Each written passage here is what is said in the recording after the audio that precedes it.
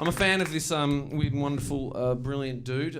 Please welcome to the stage a good friend of mine, originally from Adelaide. Now he dwells with us here in Melbourne, and we've got the pleasure of having him tonight. Please welcome James McCann, folks. Give it up.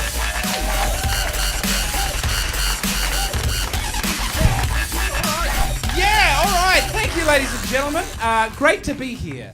I will clear a thing up. I don't live in Melbourne anymore. I moved back to Adelaide because it's a deeply ugly city. All right, great to be here. Beautiful Melbourne people. No, the people are lovely. The architecture is very bad. Good way to start, I find. All right, I love sport.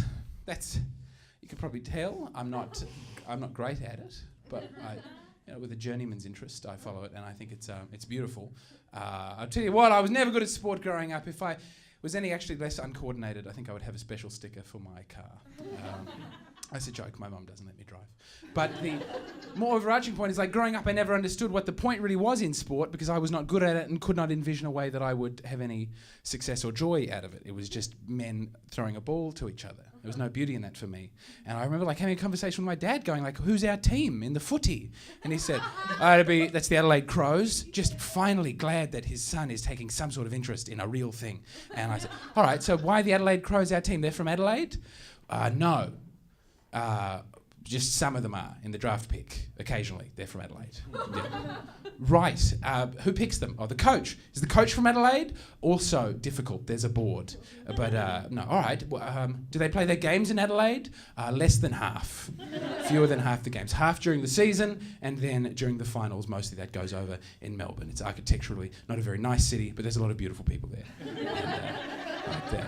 And I just didn't get it. And then more recently, I had some personal trauma, and I attended the football with my dearest papa, and I saw the hope and the investment in something that was greater than the self, and it was like being at church, and it was a beautiful thing. And I don't feel that everyone at the football had that same connection. They wanted to win, and that's nice. That's good, but I just wish they could all see the poetry. There was one man behind me someone took a big mark inside 50, and he shouted out very energetically, "He's playing like there's no tomorrow!" Woo! Yeah, he's playing like there's no tomorrow! And, it's great. I'm on board with what I think that man is trying to express, but I don't think he's paid any real heed to how anyone would act at a football game if there were no tomorrow, if death were rushing in and that was the end of everything. If I were a footballer and there's a comet, we're all going to die very soon. I think, number one, I'd leave the field. And I'd get in a car. There's no tomorrow. Mum can't stop me. And then there's a couple of people I'm going to run down. We're all dead, for sure, but the satisfaction, ladies and gentlemen. Oh, it feels so good. And then, then I'd lie on the ground weeping and screaming and crying and praying. And then I might take a big mark inside 50, who can say? And then I think my attitude to sexual consent would really change. Although I'm a footballer in this scenario, so maybe by not all that much! No, I'm sure in percentage it's not that much higher than other professions, just a lot more scrutiny. So, ladies and gentlemen, great to be hanging out, great to be having a good time. I don't much care for gardening. Anyone care for gardening? All right, a couple people scattered around the place. I can never take to gardening, ladies and gentlemen. It makes no sense to me. It seems like an unpleasant thing, but people say, James, why don't you get out there and garden? You can grow your own food. Here's why not. I can grow nothing that I would enjoy eating in a garden. There is no pizza tree. There is no ice cream shrub. There is no pizza shrub. Neither ice cream nor pizza is catered for in the garden. What you can make in a garden is a salad.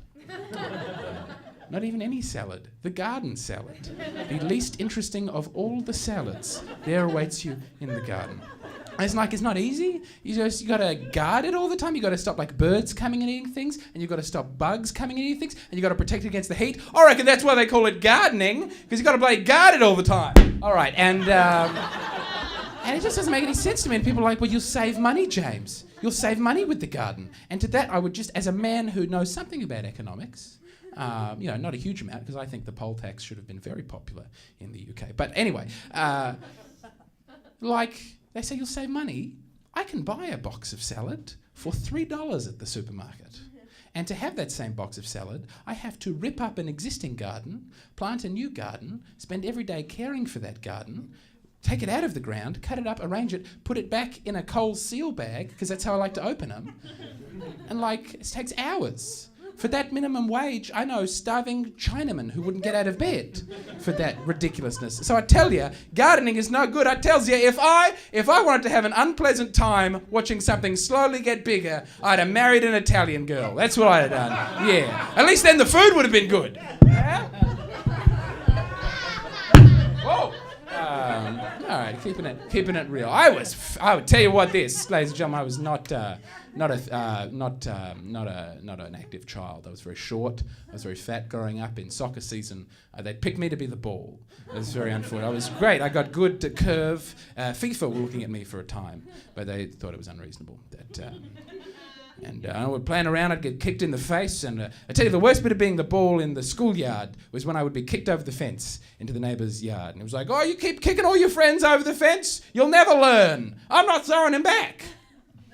Stroll around there for like 6 months. It was, never do new bits while being recorded for YouTube. Ladies and gentlemen. I tell you, have you heard this one, ladies and gentlemen? Tell me if you've heard this one. Have you heard this one about the hip-hop artist with an intellectual disability? It's quite sad. But you have not heard of it? He's a rapper, but he's got a learning impediment. Yeah, he's a rapper with a learning impediment, intellectual disability, hip-hop artist. Yeah. He's got down with it syndrome. All right, do you like tea? Well, then now. You like tea, ladies and gentlemen? You're a tea drinking audience? You like drinking tea? Who likes drinking tea? Anybody? Madam, favourite kind of tea? Herbal. Just very broad.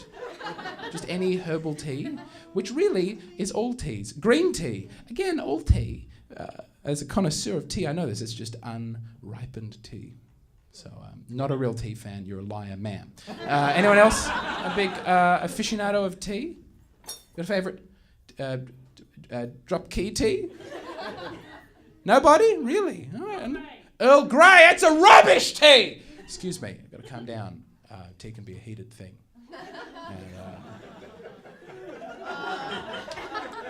No, quite seriously, I was at the tea drinking club earlier today. That's where I like to hang out. And the topic of conversation turned, as it often does at the tea drinking club, to like, what is the worst thing one would do for a cup of tea?